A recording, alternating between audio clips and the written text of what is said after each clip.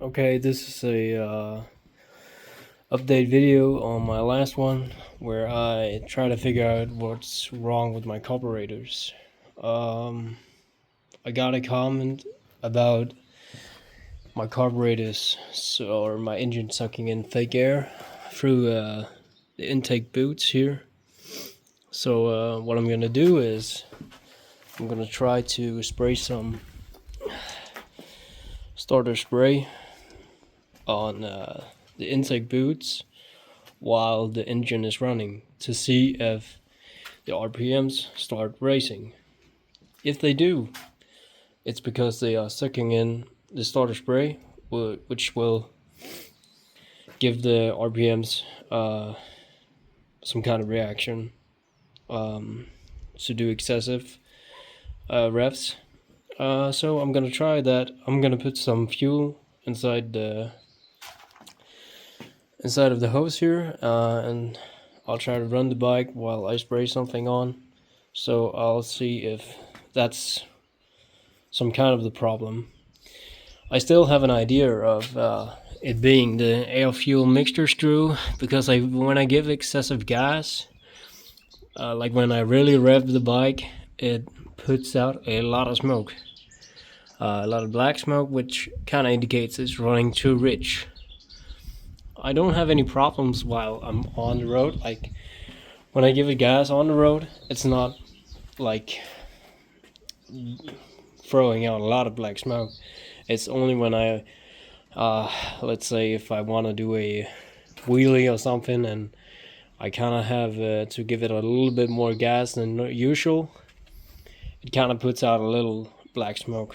And when I like hold in a light or something, the RPMs or the engines just sounds like it's drowning in fuel.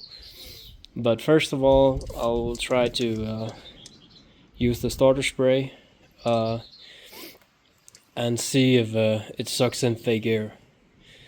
So I'll start the bike and I'll do that. So I got the bike running right now and I got the starter spray, so I'm gonna spray some on the intake boots.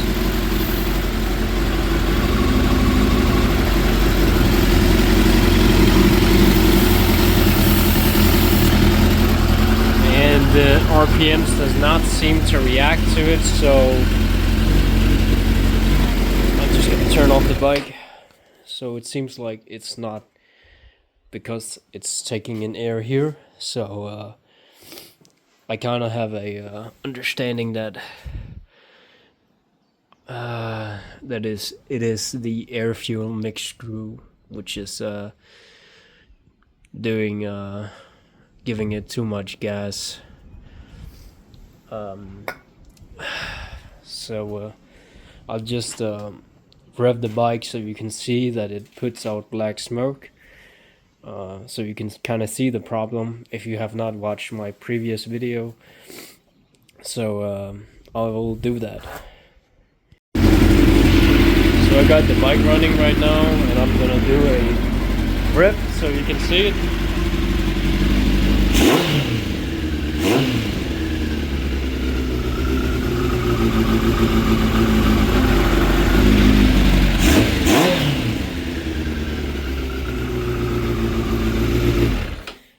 And when I do rev it and the black smoke comes out, the RPMs kind of start hanging around 2000 and slowly goes down to where it's supposed to be at around like 1200 or 1250 plus minus 100, I think the manual says. So I will try to take out the carburetors, and because I can't really get to the air fuel mix screw while they're on, so I'll have to take them off the intake boots, and then I will think I'm gonna turn them in like a half turn. I can't really remember what they're set at right now, but I will think I'll try to slowly progress with like a half turn and see how it reacts, and then I'll try to rev the bike again. So I'm just gonna take out the carburetors and turn the screws in half return. I'll show you guys where it's at. So I just got the carburetors off the boots. When you take off the carburetors, be aware of not dropping anything inside this hole. It will be a total disaster, because then you'll have to disassemble the engine, I guess, to get the part out, or use some kind of magnetic tool. Just be aware of that. I'm gonna get something to put in the intake boots, like a cloth or something, because you really don't want to drop something in there. But back to the real thing. Here are the carburetors. On the bottom, you can see right here is the air fuel mixture screw, which I'm gonna turn in about a half a turn, and then gonna put them back on and see how it goes from there. So I'll find some cloths to stick in here while I do that, so I don't accidentally, or something in the wind blows in. Remember, that's why you have an air filter, because you really don't want to get anything unnecessary in there. So I'm gonna go ahead and do that. I'll be back when I have turned them in. Also, one thing I forgot to tell was when you take off the carburetors and kind of leave them hanging right here to adjust the air fuel mixture screw, it might drop some gas because of the because in the bottom right here is where the fuel is, so it might leak out a little bit. So be aware of not dropping anything into the alternator here. Again, if you do so, just let the bike sit for a little bit to let the gas evaporate, because I think it can cause some problems, because, you know, electricity and gas not good together. I dropped a little bit in there. It's not the black right there. It's just marks from whatever. But I spilled a little bit, some drops in there. So I'll just let it sit for a little bit before I start up the bike. But right now I'm gonna turn the screws in, as I said before, and then I'll be back when the boots are on, and I'll fire up the bike. I found some plastic bags which I put in the boots so something doesn't get in there. Yeah, but you can use a cloth or whatever you got. So now I turned in the screws half a turn. If you're having some problems fitting the carburetors on the boots, because it's the first time you take them off in a long time, and you want to put them back on and you want them to be nice and tight, I recommend using silicone spray in the edge of the boot inside, so they kind of slide in nice and tight. It also helps the rubber lifespan. So instead of using force and maybe cracking some of the rubber, and then you'll take in fake air and stuff like that. So using silicone spray definitely helps not ruining the rubber and extending the lifespan, and of course making the carburetors fit nice and tight. Now you just gotta tighten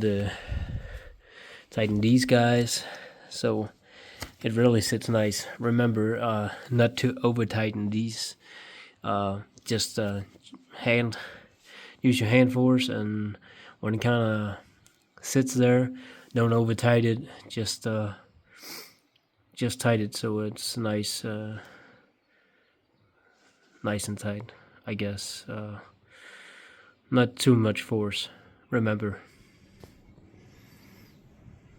So now I've turned in the screw half a turn. The bike sounds like it's idling more healthy, and it is stable at around like 1200 or something RPMs. But when I rev it, it's still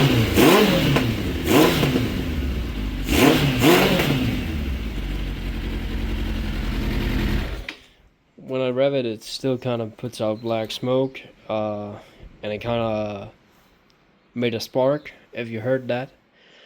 So I gotta turn in the screw a little bit more, I think. But I think I'm about the right track. So I'll turn in the screw one fourth of a turn to see how it reacts to that. So I'm gonna do the same process by taking out the carburetors and screw it in one quarter of a turn, and then I'll be back and running the bike again.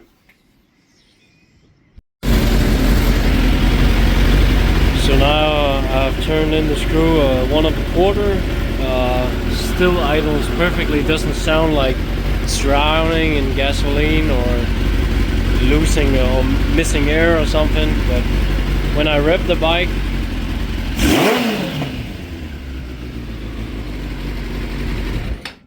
it still kind of sounds like it's getting too much gas. It's making a little bit spark sounds, and a little smoke comes out the exhaust. I don't know if you can see it on the camera, but I can see it just a little bit. So I'll turn in the screws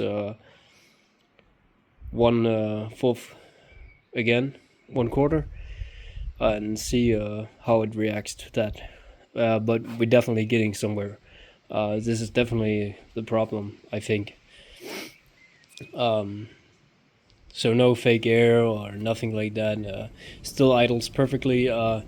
Keep in mind, I don't think I mentioned this, but I changed the spark plugs to some spark plugs that's called that has iridium, and they don't need so much gas to ignite, and the spark is much more precise.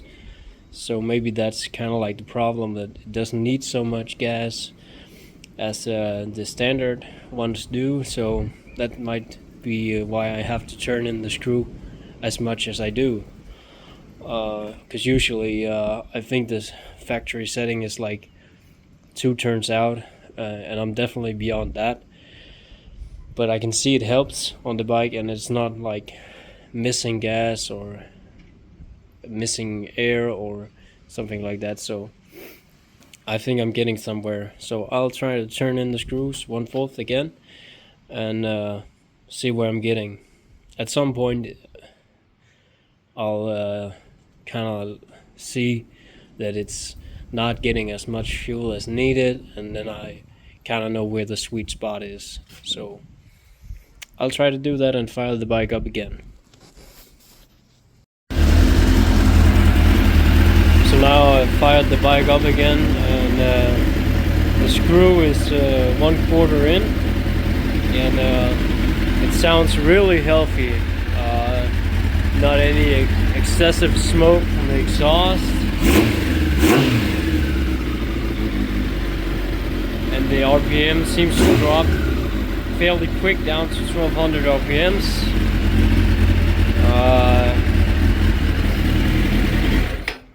So I guess I solved the problem. Bikes seem to run really healthy, no excessive smoke, as I said, and no sparks sounds, so it all sounds like it's not getting too much gas and too little air. It seems right about the perfect spot. So a final tip I have for you guys is You probably have to take off these carburetors a couple of times to find the sweet spot. For the air fuel mixture screw, what is a good idea to do when you're done and you found your sweet spot is to take your starter spray or something, a flammable fluid on a spray, and spray around the boots to see if they are tight and nice. So I will try to do that by firing the bike up and try to spray something to see if the RPMs go excessively high up, and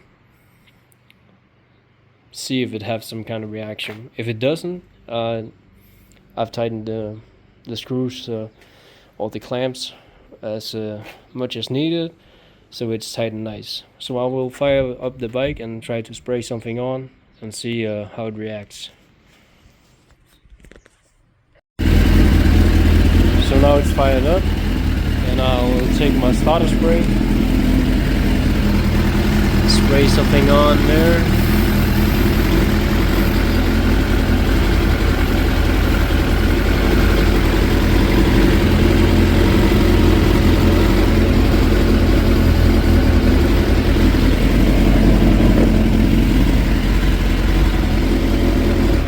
And as you can see, the bike does not seem to react to it, so I've tightened the clamps good enough.